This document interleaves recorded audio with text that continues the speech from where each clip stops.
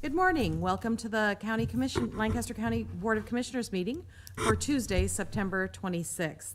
I am Chair Krista Yoakum. To my right is Vice Chair Commissioner Sean Flowerday. To my far right is Commissioner Roma Amundson. To my left is Commissioner Rick Vest, and to my far left is Commissioner Matt Schulte. Please stand and recite the Pledge of Allegiance with us. I pledge allegiance to the flag of the United States of America and to the republic for which it stands, one nation, under God, indivisible, with liberty and justice for all.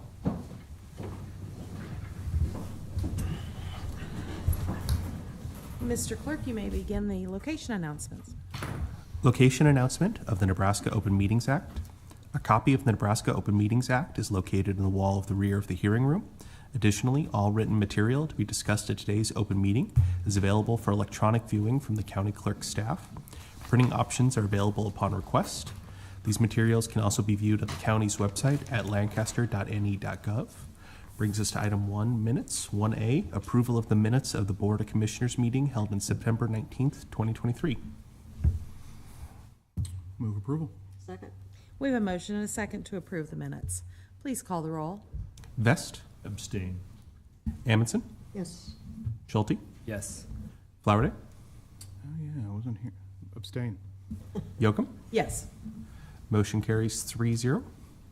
Agenda item number 2, claims. 2A, approval of the claims processed through September 26, 2023. And I'll note there's an amendment to include payroll. I would move approval of the claims process through September 26, 2023, and amend it to include payroll disbursements through September, the claims through September 26th, and payroll disbursements through September 20th, 2023. Second. We have a motion and a second to approve the claims, including the payroll disbursements. Please call the roll. Flowerday, Yes. Vest, Yes. Amundson, Yes. Schulte, Yes. Yoakum. Yes. Motion carries 5-0. Item 2B, approval of the claims, including billing for goods and services beyond the 90-day time period provided in Nebraska Revised Statute 23-135. They are for Clark Anderson Partners, dated September 20th, 2023, for a total of $750. Move approval of the claims. Second. We have a motion and a second to approve these claims. Please call the roll. Schulte, Yes. Flowerday, Yes. Vest, Yes. Amundson, Yes. Yoakum. Yes. Motion carries 5-0. Item 3, consent items.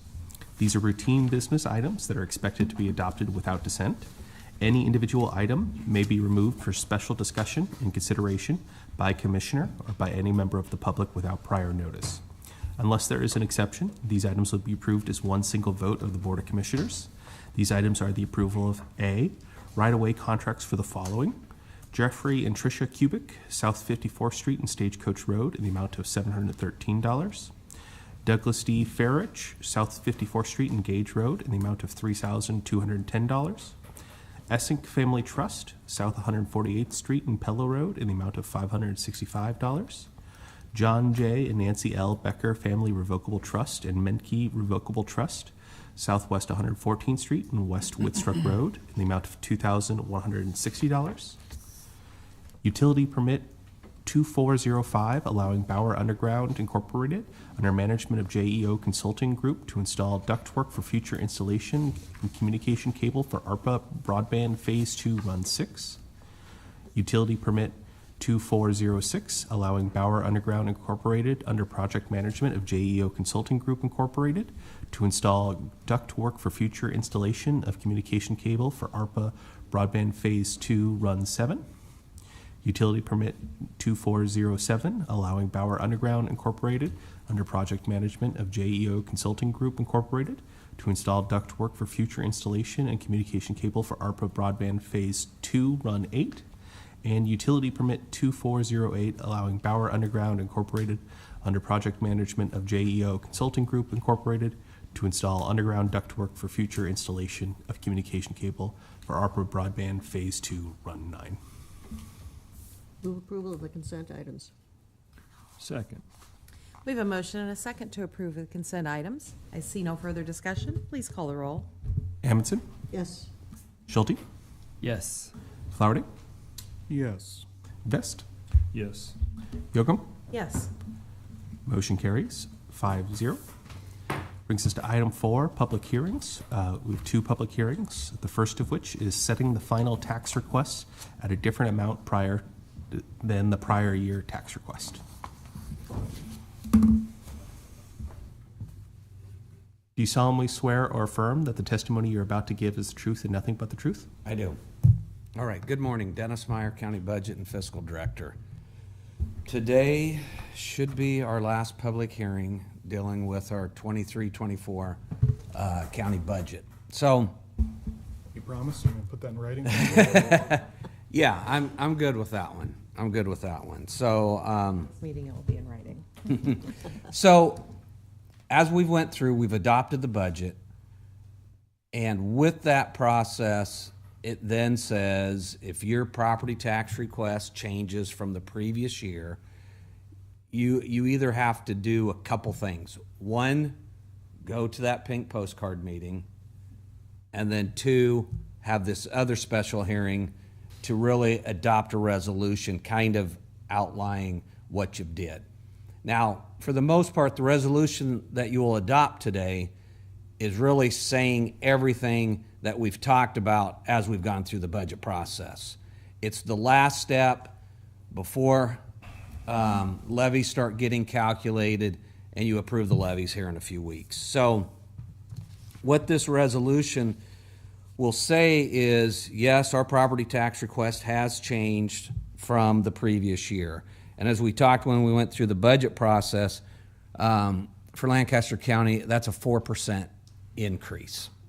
This year, it's become really confusing for people because everybody's talking about the levy decreasing, but dollar amounts are still increasing. So, let's talk about a few things that will be in the resolution.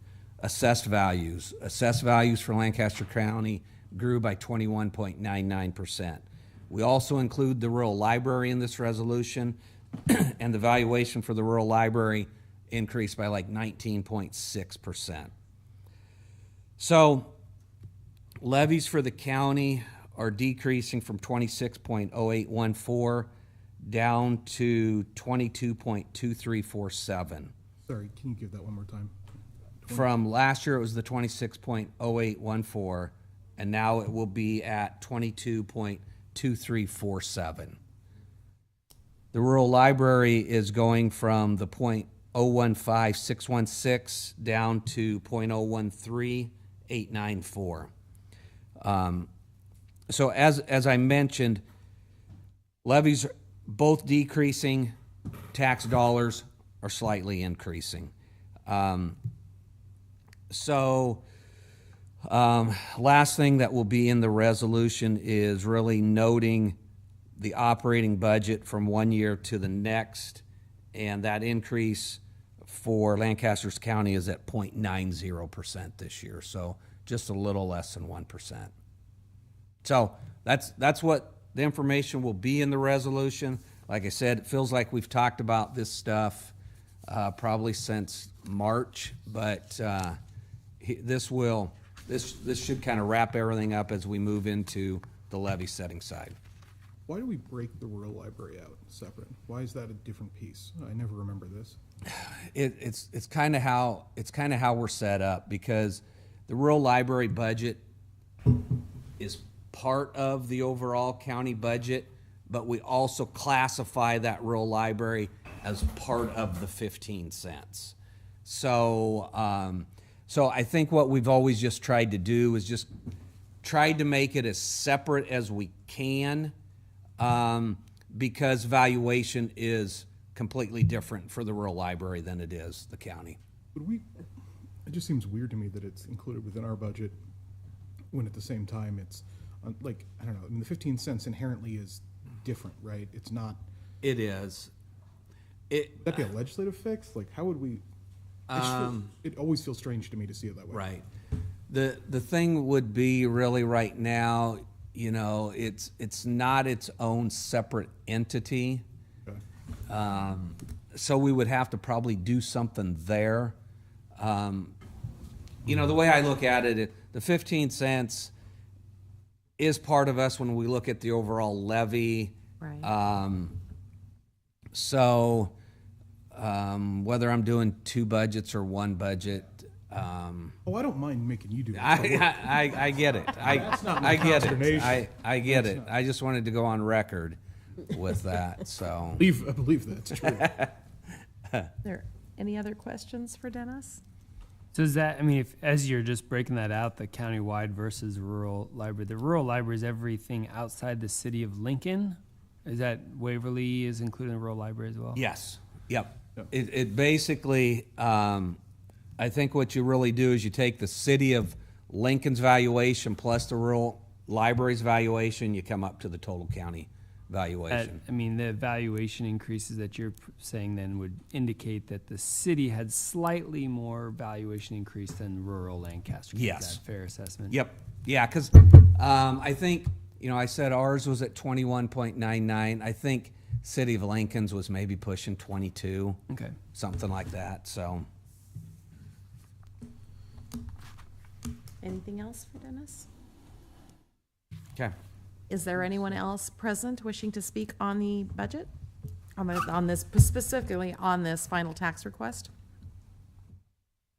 Seeing none, we will now close this public hearing. Commissioners, our next public hearing is 4B, vacation of a portion of Branched Oak Road between North 27th Street and North 40th Street, located in Lancaster County, Nebraska.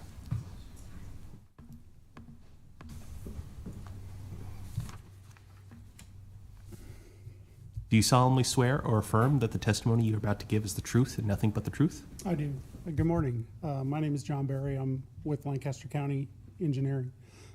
This is a request to vacate a section of Branched Oak Road. It is located between North 27th Street and North 40th Street, and it is within the 1 mile jurisdiction of the village of Davie. This road that we're asking to be vacated starts approximately 200 feet east of the existing driveway that goes to the house that Mr. Meyer owns, and ends approximately 100 feet west of the existing driveway that goes into the lagoons. This area is a dirt road. It's approximately 15 foot wide, so it's not very big. I believe a railroad track probably went through there at one time, through the middle of this. As you can see by the pictures, kind of on the east and west ends, the slopes are very big. I mean, they're quite high. The east end isn't quite as bad. And through the middle are a lot of trees and issues like that. For us to build a standard road here would be very expensive and probably require us buying right away. The ADT, or excuse me, the average daily traffic is only 17 people. So it just really doesn't fit that kind of a standard. So I'd be happy to answer any questions that you would have. We only see 17 people that close to Davie. That's surprising. A lot of it I would suspect would be people going to the lagoon. You know, if they do that a couple times a day, also to that house, I believe part of it's under construction. So that may be, 7-8 trips a day, depending on what happens there. And we did do the traffic study this year, so it is recent. Have we talked with this landowner for the house about when their construction would be finished? I did send all the information to Megan. I believe she contacted several of the people.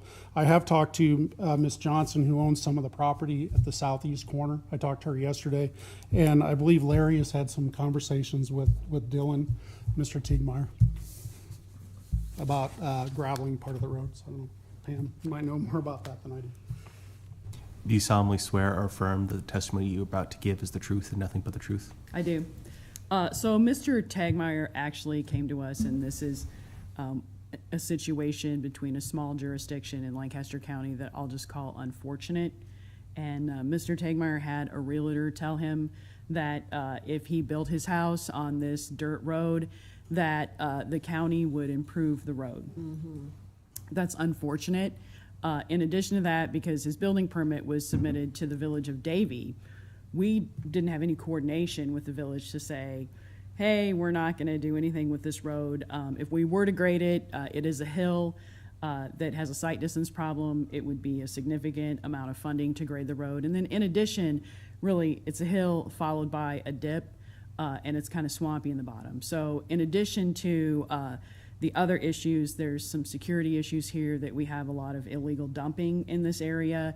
We have a lot of illicit activity, like mudding, and people do like to, on occasion, enjoy our county roads in ways that some of us maybe don't enjoy county roads, or that I wouldn't encourage people to enjoy our county roads, in particular our dirt roads. And so with that being said, we did talk to Mr. Tegmeyer. We also talked to the village of Davie and to come up with a solution to vacate the road in between the two driveways. And so everyone still has access to their property, but Lancaster County has technically about half a road, half a mile less of road to maintain. And so minimum maintenance doesn't technically say no maintenance. It says that we're on it only a couple times a year. However, because this road, anytime it's raining, is inaccessible for a significant period of days, it's probably best just to close it. What, sorry, just going back to the construction right now, is there any purpose in, I'm just trying to figure out, is there any purpose or value in delay? I know we're doing this. I think we all agree that we're doing this. Is there any value in delaying until the construction's done or something? Or is there no meaningful impact? What do we? Yeah, I apologize for that. So, let me clarify that. Mr. Tegmeyer currently lives on the property. So he built the house himself. Maybe he still has a little more work to do on it, but nevertheless, he does live on the property currently. Okay. And he does have access. I mean, we are still gonna Right. maintain up to past his driveway. Okay, so the vacation doesn't impact his ability It to does bring not. in It's equipment primarily or the- anything? yeah, I'm sorry, it's primarily the middle section of that mile-long road. So if you were to look, John, do you have your first exhibit? If you're to look at the exhibit, and sometimes what we're looking at vacating is the red line. So here is Mr. Tegmeyer's house and his driveway, and there's a driveway to the southern property. And so what we're looking at vacating is the middle section. I can't tell in that photo very well. The village still has access to their, Correct. There's a driveway right along this kind of line right there, and we're staying about 100 feet to the west of their driveway. Of course, we would want the village to have access to their lagoon I system. figured. Kind of important.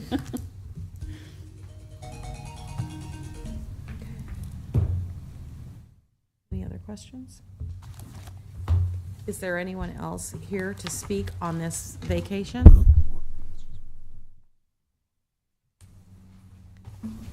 You'll need to be sworn in, just as the others have. All right. Thank you. Do you solemnly swear or affirm that the testimony you're about to give is the truth and nothing but the truth? I do solemnly swear. Thank you. Please say your name. Yep. Good morning. My name is Zachary Benish. I am the landowner on the northern side of, let's see here, be the eastern side, north side of the road, eastern side of the lagoons, over there. Can I throw this back up here? Or? Yeah. Yes, you Yes. can. Please. It takes a minute Okay. before it comes back on. Right. So we have right here. We come up border the lagoon here or whatever.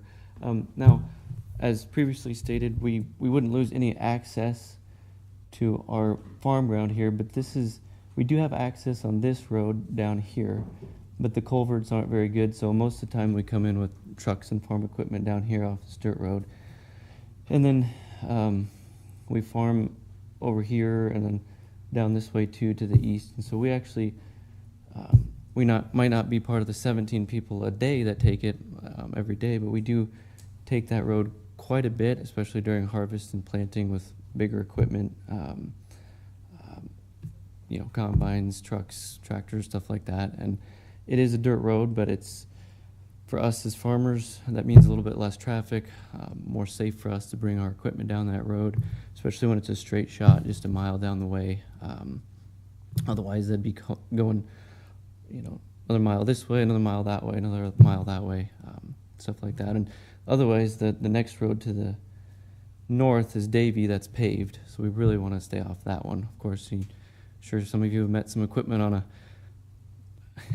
pretty narrow paved road right there, and that's not fun for anybody. So I guess I'm just here to, sounded like I was coming up against an uphill battle here. Maybe somebody had said it was already, we know we're going to do this already, but I was going to kind of come up here and kind of say that it would be a lot better, more convenient for us to leave it open. I do think there's other farmers that use it as well.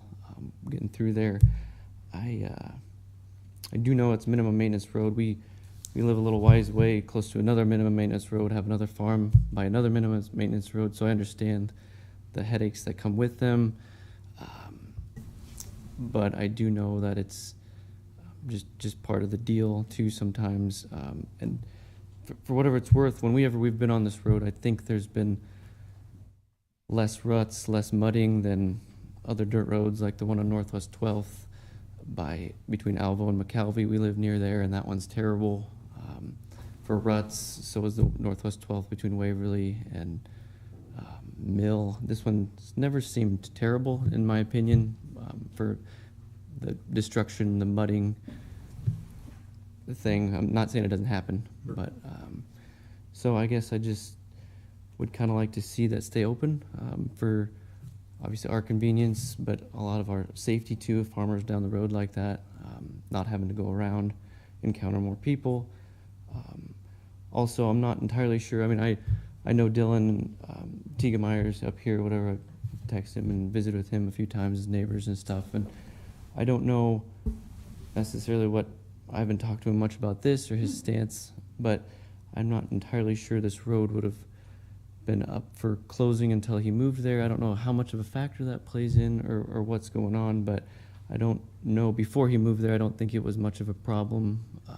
We never had any complaints or heard anything bad about the road or whatever before that. So Because it is a somewhat narrow road and the hill is steep there, talk to me about the safety of your farm equipment. It's probably infrequent that you would encounter a car on Correct. that road, but I'm sure it happens. yes, we have before. As with kind of any other gravel roads, I mean, there's narrow gravel roads too. I mean, you just kind of sometimes have to pick a spot, and most people the few people that are coming on that road are not going fast. They know the area, and so they know the spot to pull over and wait, and we do too when we meet them. There is a hill there. I don't remember it being it may be, large, but I don't think it's like a steep, quick one. It's whenever we've been on it, there's always been plenty of time to see okay, hey, it's not like we just both popped and hit at the That's top my of the concern, hill. yeah. It's a big hill, but it's long, so there's usually enough to see. As far as farm equipment too, you're up a lot higher, so you can usually see who's coming. But it's definitely not a road people drive fast on, so there's usually not too big of a safety concern about coming up quickly, if that's what you're getting to. And so, just to clarify, sir, having this road open, first of all, the fact that it's a minimum maintenance road doesn't cause any hardships for you. You're okay with that status? I am, yes. I mean, I realize that makes it inaccessible when it's muddy, but generally we're not moving equipment when it's muddy. We can't anyways. I'm so. not a farmer, but I was kind of making that assumption that when Yeah. it's too muddy to be on this road, you're not out harvesting. You got it right. You got it right. And usually the roads dry up quicker than the fields anyways, so the roads even the dirt roads are more accessible quicker than we can get in the fields. So Yeah, well, the county engineer is responsible for using tax dollars wisely, and this is an effort on their part to say we can avoid some of the costs with this road. But on the other hand, if it's going to be a hardship on the citizens, then we have to consider that as well, and we're the ones kind of balancing that out. So if we left it as a minimum maintenance road as is, you're fine with that. You wouldn't need any upgrades or any changes. no, that's correct. I just don't want it closed. Yeah, but if we were to vacate the road, then instead of this straight shot from your field here by the lagoons to the ones further west, now you're taking your equipment and drive, and we get it, it's not every day, but it's several times, Yes, and you're now putting more your equipment on the roads, more miles, more Correct. risk to you, more risk to motorists, more wear and tear on others. correct. And I don't know where you want to put this in the ideas, but coming down, let's see here, this would be 27th. These are steep hills and hard to see. It might be a wider road, but those are ones that, in my opinion, are a little bit more dangerous coming over those hills. They're You're going quicker, to- steeper. Around to the south, then you're gonna end up on that road with your equipment. Exactly. Yeah. Yep. Okay, I think that's very helpful information. And I do have a question regarding, like, I've seen the big combines go by, and so actually these roads are wide enough for the big combines and fertilizing equipment and spraying? Yes. Now, to meet a car, at times we have to find a better spot. It might not be completely wide enough the whole way to meet someone, but the infrequency that we do meet someone, like most of the time we don't, is what I'm trying to say. If we do, most of the time it's somebody local, and we can find a spot to make that exchange. Do you take semis across this road with some of your grain? At times, yes. Otherwise, you go on the highway for that. Mm-hmm. I mean, we do. It depends. Semis are a little easier to go around if we have to. They just go faster, and they're a little easier to maneuver. If the road is really rough and hasn't been graded for a while, we would go probably around. But I wouldn't complain if it's graded less but still open. Okay. I do have a question for the engineer. Thank you. Yeah, I do have a question. I've been on minimum maintenance roads. They are out in my district. And so I guess I'm just looking at this and I see the valley and so forth. What exactly does minimum maintenance entail? So, and, commissioners, what I always say is anytime you ask an engineer to refer to statute, I know I'm not in a good place, just for the record. But if I was to shorten and try to bullet point, because as engineers, we like bullet points more, minimum maintenance would indicate that there are no residents on that mile, that there are no mailboxes on that mile, and that it is not used as a school bus route.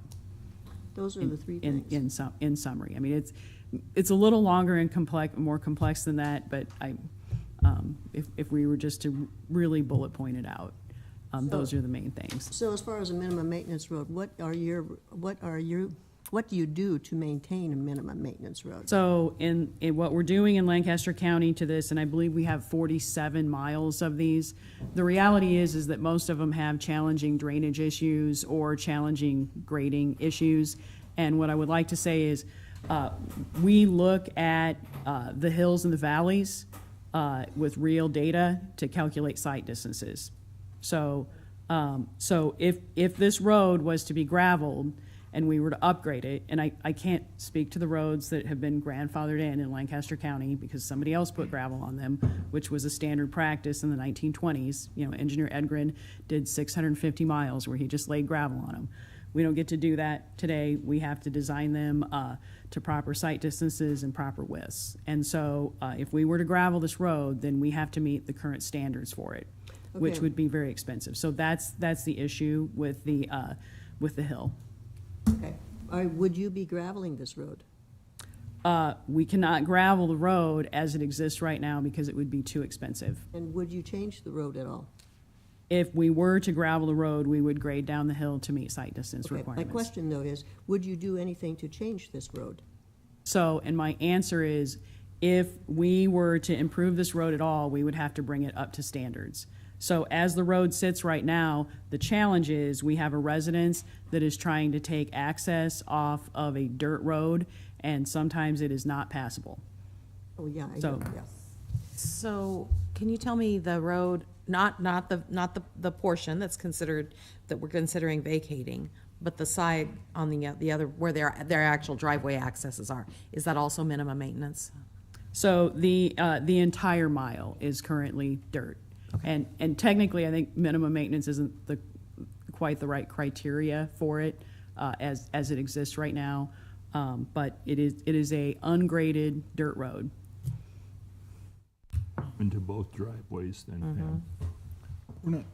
We're not taking a vote on this today, right? No. So Okay. from, This is just the hearing. it is from the intersection, from just past the intersection of North 27th Street to just, to up to the intersection of North 40th Street, it is dirt. Okay.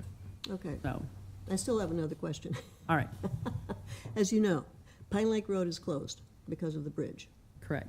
And so a lot of us use 138th Street, South 138th Street, which is gravelled on each side because of residences. And then there is a minimum maintenance road, and there's no grading done on that at all. So, as a practice in Lancaster County, where it could meet standards, we have split the cost of graveling a county road to that first driveway. If we could meet the criteria of upgrading the road to a portion of gravel surface. So that's why the road by your house, years ago, it was worked out with those residents to gravel just up to their driveways. Right, okay, and that's basically what would be happening here. There's potential for that, yes. Yeah, because you have the Techmeyers on one side, and then you have the lagoon on the other. And I'll just say, neither person has requested gravel at this time. So, Okay. although I would assume that the residents probably would. So my question still remains, okay, would you do anything, if you just gravel on both sides, would you do anything with that portion that is dirt right now? That With the Mr. Banish was proposed talking about? vacation Yeah, section? the proposed vacation. So I am not proposing doing anything with the vacation area. It would be very difficult for me Yes, it to would do be. any improvements there, environmentally, with the trees, with the wetlands. So I am proposing no changes to the area to be That's what I wanted to vacated. find out. Okay. Okay, so, but then the people could still pass on that road, even if we vacated it. So, no, if the road is vacated, the road doesn't exist anymore, and it would be closed Like at either end of the barricaded? vacation. Like it would get barricaded. Correct. Yeah. Okay, that's what I want.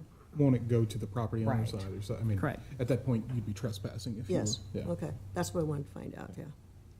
Neighbors could maybe talk to one another, but that's a different issue. Okay, I've got my questions answered. Any further questions? I appreciate your work on this. I know you're very attentive to where there's roads that need to be repaired or vacated, and I recognize this as one of them, so thanks for bringing this forward. Is there anyone else wishing to speak regarding this issue today? Sure. One more thing. Sure. Thank you. So it sounded like I was trying to keep up with Ms. Dingman here, and so it sounds like she was, and you were asking good questions, but it was kind of sounding like she either wanted to gravel the whole thing or close it all. I just maybe I'm just a simple farmer, but I would assume that Mr. Teagmeyer would want gravel to his driveway. I would think that if that would be easy to be done, it didn't seem like there would be much change to the road that would need to happen to get that up to specs. I'm not here asking to gravel the rest of the road. I would maybe like meet in the middle, just a simple person, just gravel to his house and then just leave the rest of the thing. I mean, I don't need gravel to any part of my farm on that road. I'm not asking for any of that. Yep. I just Yeah, I understand. want to be clear on that. I mean, Yeah, Yeah. thank you for Okay. that clarification. yeah, thank you. So are there any representatives from small communities nearby this road that would like to speak this morning? Maybe not. All right. Seeing no one else to speak on this issue, we will now close this public hearing. Commissioners, that brings us to new business, item 5A, resolution in the matter of setting the 2023-24 property tax request for Lancaster County and the rural library for Lancaster County at a different amount than that of the prior year. I would move approval of the resolution. Second. We have a motion and a second to approve this resolution, setting the 2023-2024 property tax request. Please call the roll. Vest, This means we won't be able to have any more public hearings as if we approve this. Regarding the tax. I'll vote yes. Amundson, Yes. Schulte, Yes. Flowerday, Yocum. Yes. Motion carries 5-0. Item 5B, the bylaws establishing the Assemble Lincoln Standing Committee. I would move approval. and I would second. We have a motion and a second to approve this, but it looks like we have some members present here to speak to this issue. Good morning. Morning, Commissioners. It's good to be here today. This is my first time actually appearing in front of the Lancaster County Commission. It's exciting stuff. My name is Elliot Bostar. I serve in the legislature representing District 29, and I'm here with my friend who I will let introduce himself. My name is Kenny Zoller, and I serve as Governor Pillen's Policy Research Office Director. And so just a little bit of background regarding the bylaws that are in front of you. Earlier this session, legislation was passed that created a funding mechanism through our tax policy to potentially provide funding for the establishment and construction of a convention center. And a group was put together, initially led by the efforts of the Chamber of Commerce, Downtown Lincoln Association, and and Visit Lincoln. And out of that, one of the tasks one of the first tasks that we had to tackle was determining a governance structure for the group of individuals that would be working to bring this development into reality. Reason being that the turnback tax established in law earlier this session requires a public entity to own the project. And so we worked as a group to determine which public entity we were interested in partnering with, ultimately deciding that the best choice was Lancaster County and working with all of you. So that's a little bit of background. I appreciate the opportunity to be here. I appreciate your consideration of this matter. This is an exciting project. And I believe all of you know, but for anyone else listening, the funding for this, for the development of the project, would use existing revenues, existing state revenues, I should be clear, and functionally utilize the county as a pass-through for the purpose of the development of this project. And if Mr. Zoller has any comments, be happy, and then otherwise we'd be happy to answer any questions. No, thank you. Yeah, thank you, Senator Bostar, and thank you, Lancaster County Board, for being visionaries in taking on this opportunity. It truly is a unique position that we're in, where we have local government representatives, state government representatives, and also federal government representatives truly working together for the betterment of Lincoln and Lancaster County. So I'm just very, very excited at the opportunity that we have positioned in front of ourselves to better serve our residents of Lancaster County and Lincoln on this project. I want to just say thank you to both of you for being here, and just we've had such good partnership all the way through, from the governor's administration, our colleagues over in the state legislature. There's been assistance from the city, assistance from the federal level, from Congressman Flood's office. This, just like you were saying, it really has been a multi-level team approach all the way through, and I'm just really thankful to frankly be here and to get to move this thing forward. So thanks for being good partners. Well, we've been fairly well informed all along throughout this process, and so we were pretty prepared for this day and appreciate your work on getting it to this point and getting it to the bylaws. It's exciting for Lancaster County to be a part of this project without having to really put taxpayer dollars from the county into this project, yet the whole county will reap the benefits as the revenues come in, through the hotel lodging tax and those sorts of things. The whole county will reap the benefits of this. And one thing that should just get noted in the turnback tax legislation is that 30% of the money collected goes to smaller projects Right. for the rest of the state. So honestly, this is going to provide funding for public libraries, aquatic centers. I know one community in Northeast Nebraska used it for their waterfront. Some of that. So there's a bunch of opportunities here for the whole state. Yeah, this is exciting. It's one of the things that the Chamber of Commerce has worked on a lot. So we are excited about it. Are there any questions that either of us could answer? I guess I have a question. I hear what Miss Commissioner Yoakum was saying about the impact. Just help me understand. I know for you guys feel like the county's the best partner for this, but like, just as a representative of people from Malcolm and Bennett and Waverly, like what's the advantage to us as a county for being to those, rather not to as a county, but to those residents outside the city of Lincoln? For like, Yeah. why should we spend time and energy on this? I guess. Well, that's a great question, and I actually think it's, at least at the top of my mind, I can think of three reasons. One is the continued economic development within Lincoln is good for the whole county. I mean, people who live in Malcolm, Hickman, Waverly, they come into Lincoln. They come into Lincoln to do things, and this sort of catalyst for growth and development will provide more opportunities for folks living in nearby communities to Lincoln to have more things that they can do in Lincoln. So that's one.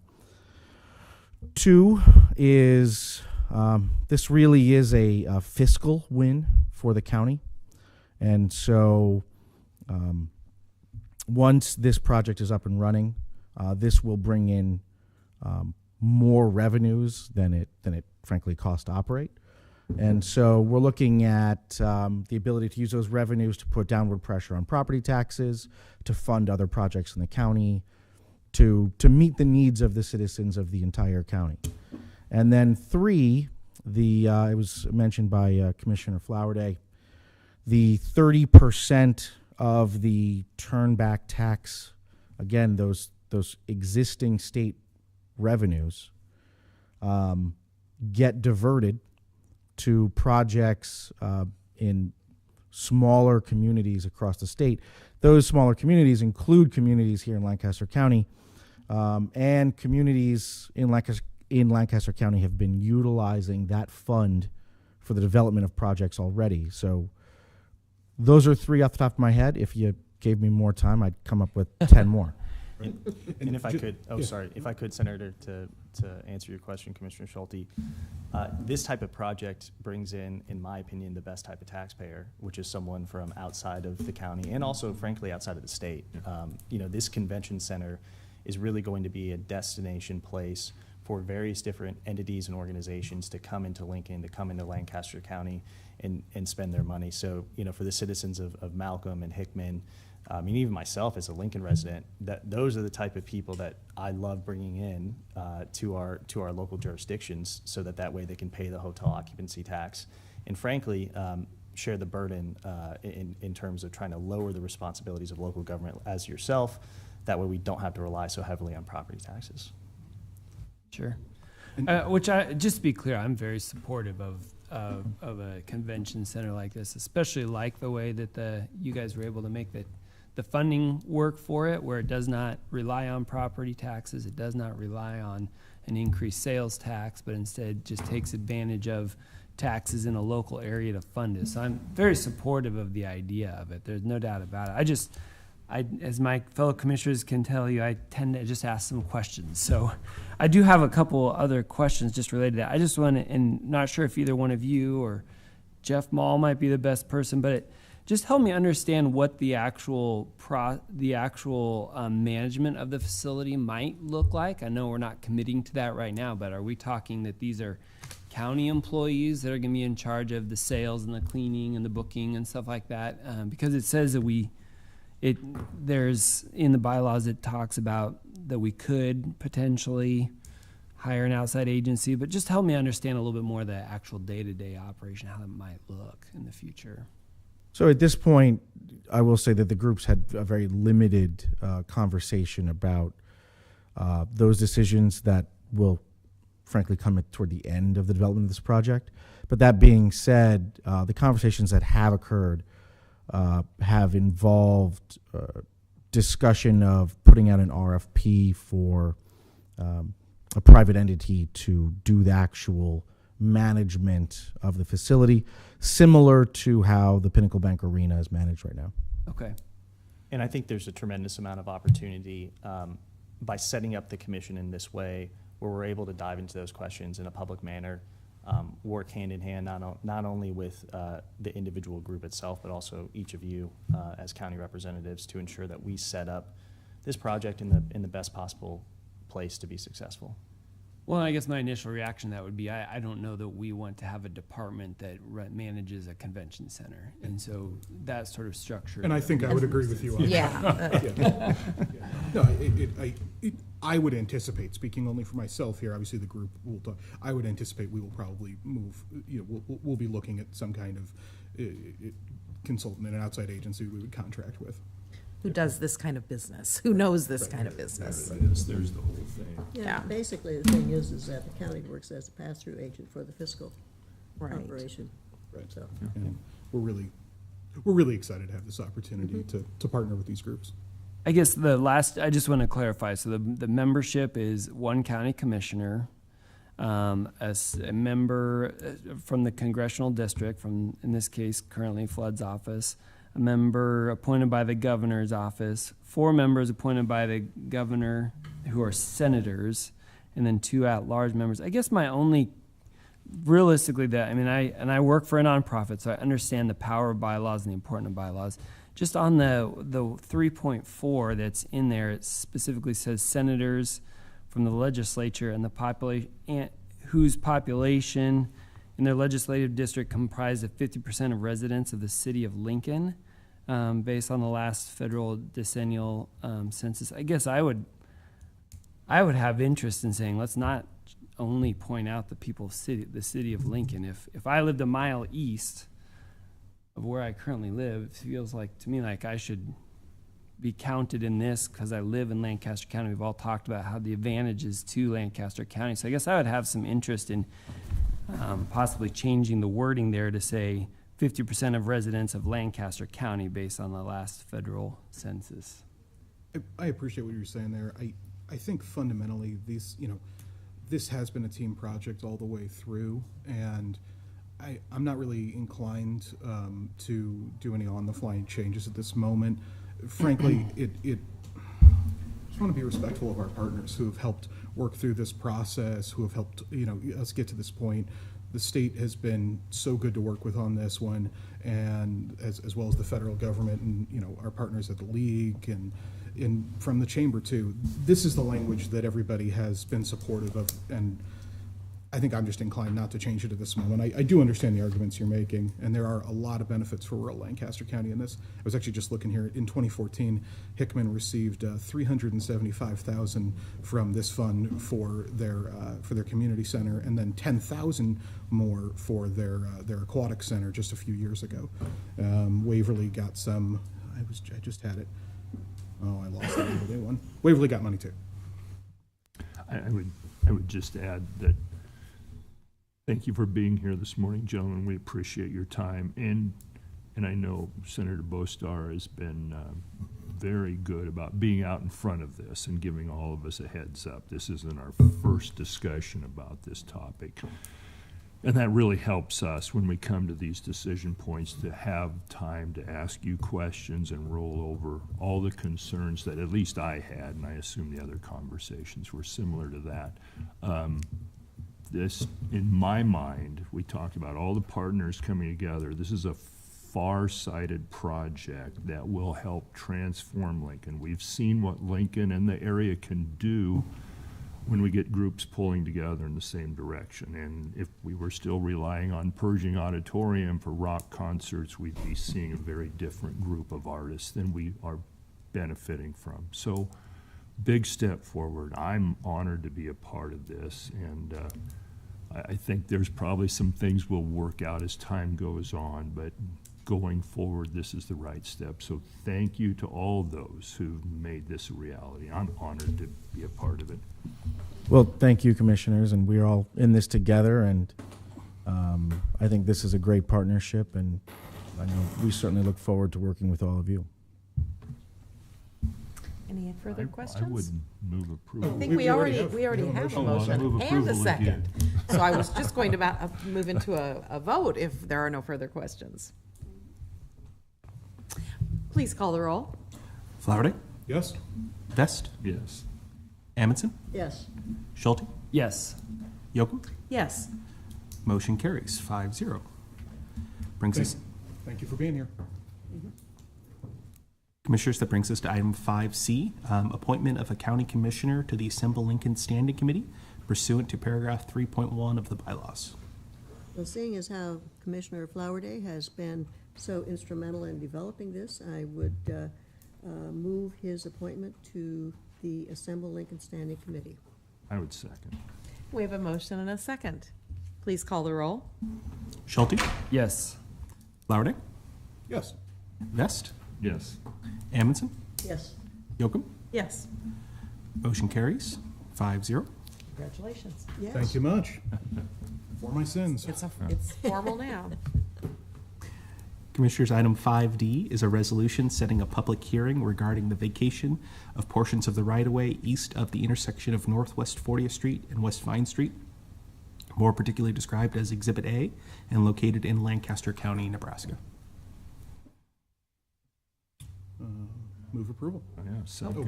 No, wait. You ready to speak to this for us?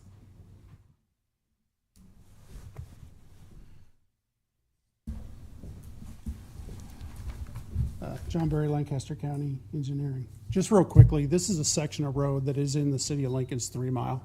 It has gone through their city council and has been approved. This little piece of roadway has actually just been used as a driveway for probably the last 60 or 70 years to access this farm. This farm no longer exists. It was petitioned in. I don't know what the use is planned for this area, but it is something that we can talk a little bit more about at the public hearing.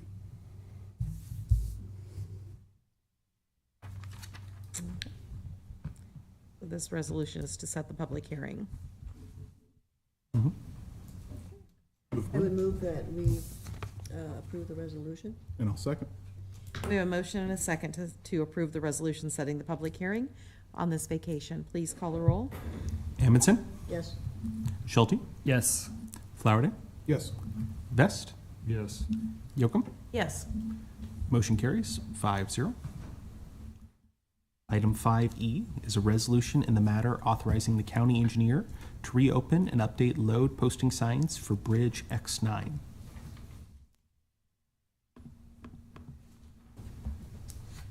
Pam Dingman, Lancaster County Engineer. The exhibit that I put on the overhead shows the location of Bridge X9. There it goes. X9 was closed a little over a year ago due to a beam that we think someone probably took a heavy load over this bridge, and it caused one of the beams to actually have some torsion to it. And I promise I will try to refrain from using the word torsion in a county commissioner meeting. So the bridge was closed. We've had the bridge reevaluated because the bridge is a fracture critical bridge, and the determination has been made that we can reopen the bridge with a lesser load posting. Now, I'm just going to say, as a professional engineer, I have concerns because it would appear as though someone didn't follow the load posting that was higher than we're going to load post the bridge now. Nevertheless, the requirements are that we post the bridge, so we're going to repost the bridge and reopen it. We will continue to monitor this bridge closely to make sure that it remains safe for the public. Is there any additional signage that can be used to alert people that there is a different, because if they've driven over it, previously, prior to closing, they may So- not notice. I appreciate that question. Of course, ignorance of a traffic control device is not an excuse. But when we do install a new sign, we will oftentimes put a little orange flag on top of that sign just to draw a little bit of attention to it, that it is a new sign. What are the repercussions if somebody does drive a vehicle that's too heavy over a bridge? Well, Structural Commissioner collapse. Schulte, you're going to make me refer to state statute for a second time in this meeting, which makes my heart sad.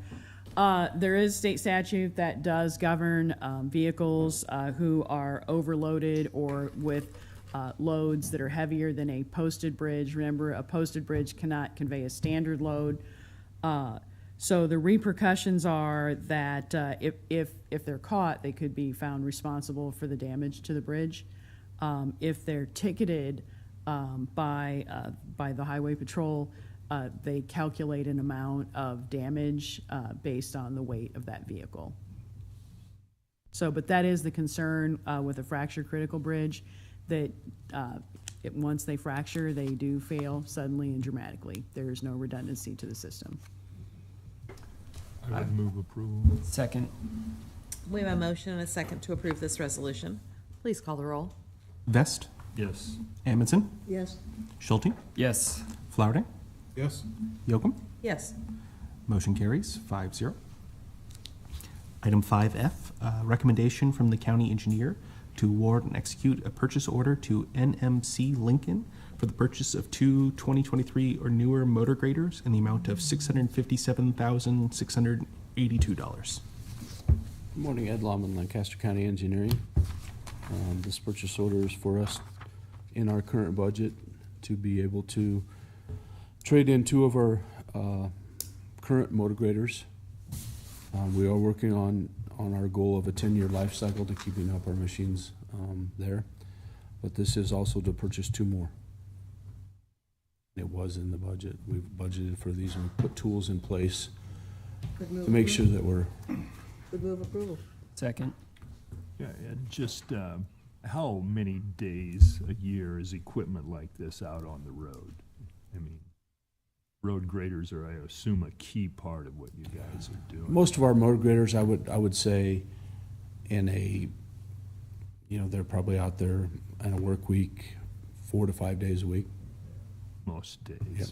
way I more. mean, than we're not. grading roads, we're also snow plowing, we're retrieving gravel, we're maintaining roads, Yeah. cleaning up. When we do restructure of culverts and things, they're out there helping with that. I was at one of your meetings, and Engineer Dingman allowed me to set the seat.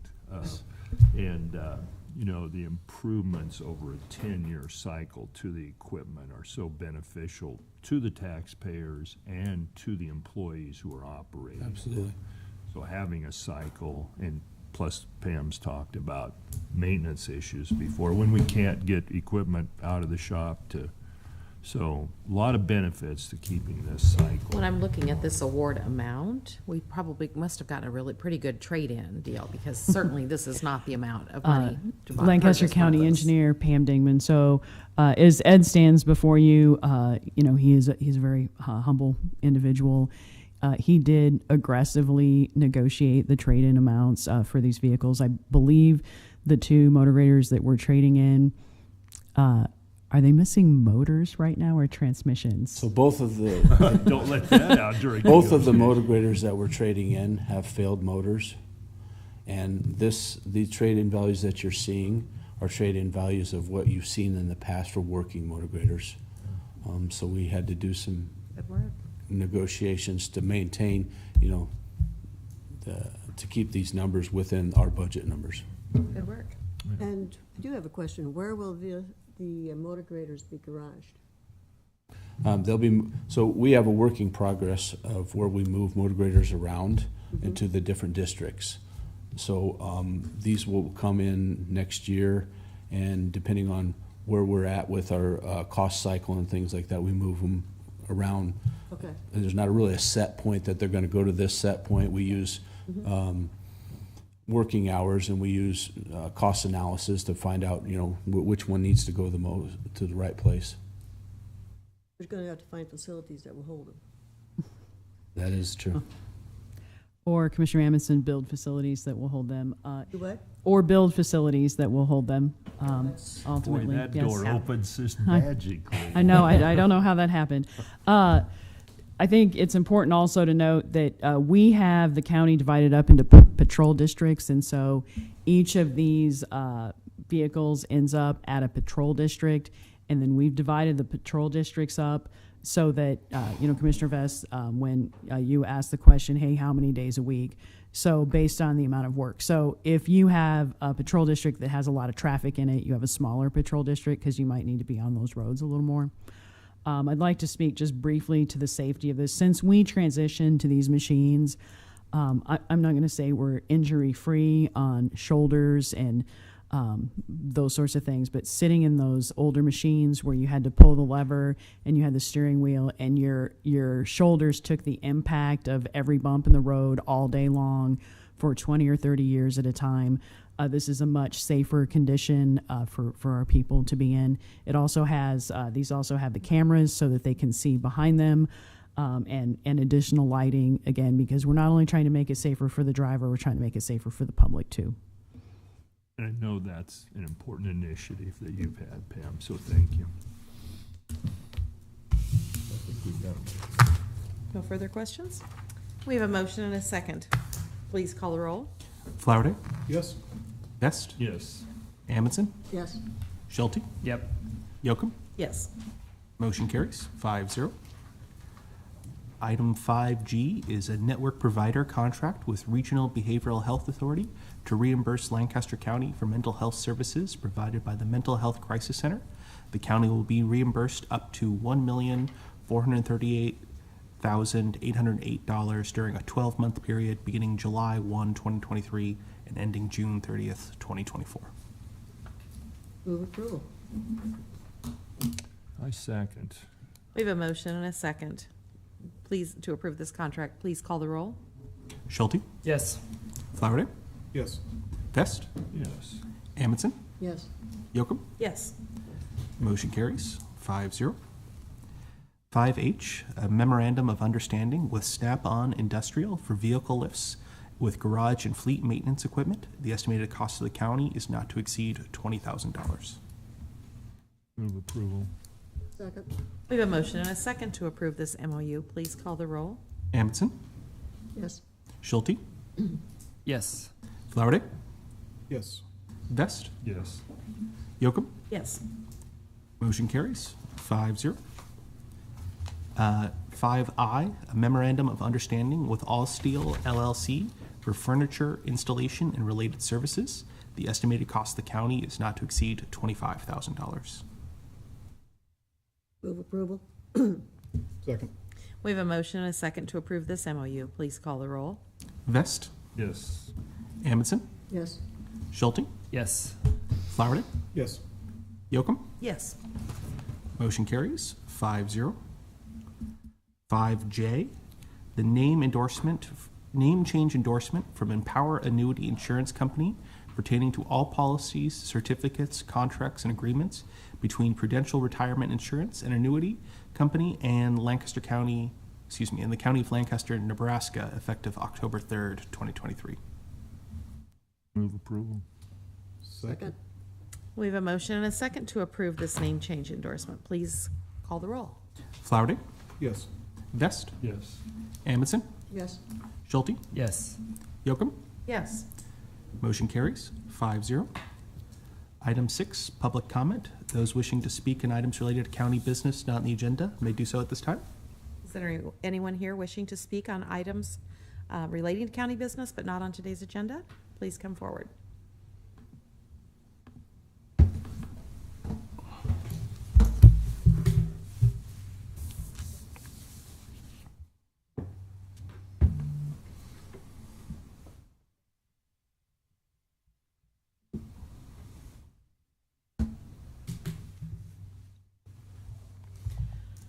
Ken Anderson, Douglas County, Nebraska. A few weeks ago, you had Wayne Benna up here to the microphone to, well, one of the things that he wanted to make sure we understood was that the election equipment is not on the internet. And that's the functional word here that I wanted to focus on.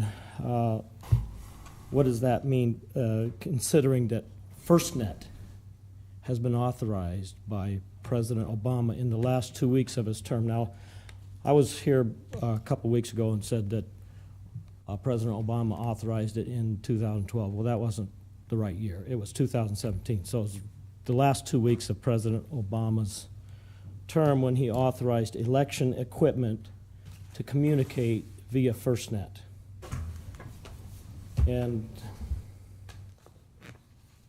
FirstNet quacks like the internet, waddles like the internet, acts like the internet. It connects to the internet. So it's a link via LTE cell phone tower communications from the last mile device, from a device, links into the cell phone signals, and then eventually is able to connect to the internet. I wanted to play a couple of excerpts here of YouTube. This person that you'll see in this YouTube video is Patrick Colbeck, who represented a northwestern portion of Wayne County, Michigan, for 2 terms, from 2011 to 2019, and that was the maximum he could serve. And in this excerpt, you'll probably see that he says that Wayne County, Michigan is being told their machines are not on the internet. But he proves, and I'd like you to pay attention to how he does this. He proves that precinct results arrive at the county level from the precinct level prior to the media, the thumb drive media, that supposedly is the official way for those results to arrive. The results got there before the thumb drives did. And that's what this is about here.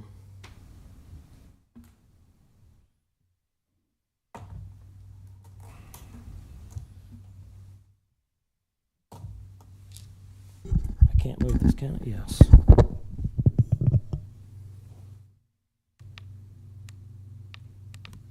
And now I have evidence that shows that contrary to the standard assertion that these machines are not connected to the internet, I now have incontrovertible proof that these machines were indeed connected to the internet. That's how they were sharing their election results from the precincts, from the municipalities, up to the county. And so this video that I've got after about a year, it actually finally took filing a lawsuit against Wayne County, which is the home of Detroit, Michigan. I had to file a lawsuit because after I had paid almost $2,500 to get access to this surveillance video, after 8 months, I still didn't have the surveillance video. And so around month 9, I said, enough is enough. I said, we're going to have to file a lawsuit, and then I'll... And one more excerpt. It's in the same video. It's just a little bit later on that I'm fast forwarding here.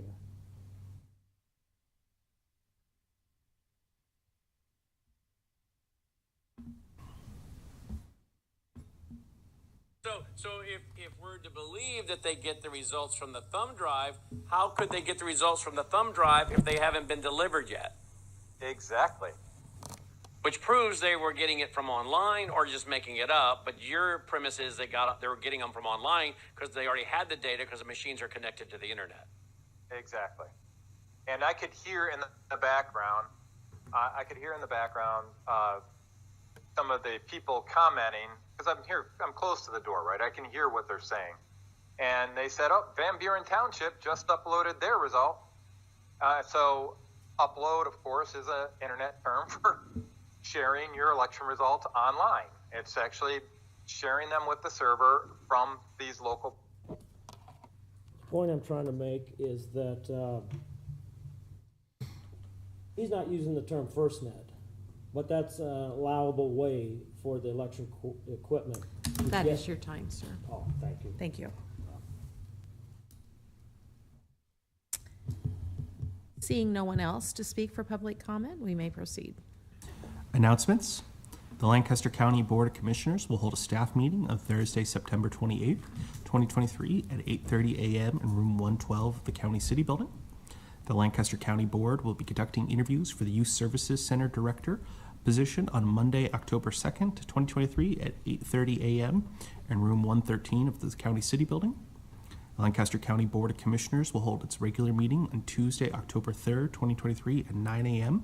with the Board of Equalization immediately following in room 112 of the County City Building. County Commissioners can be reached at 402-441-7447 or commish@lancaster.ne.gov. The Lancaster County Board of Commissioners meeting is broadcast live on LNK-TV. LNK-TV is available on Allo Channel 2 and Spectrum Channel 1300. For the rebroadcast schedule, visit lincoln.ne.gov. Meetings are also streamed live on YouTube and Facebook. LNK TV apps are available on Roku, Apple TV, and Amazon Fire TV. Move we adjourn. Second. We have a motion and a second to adjourn. Please call the roll. Schulte, Yes. Flowerday, Yes. Vest, Yes. Amundsen, Yes. Yocum. Yes. Motion carries 5-0.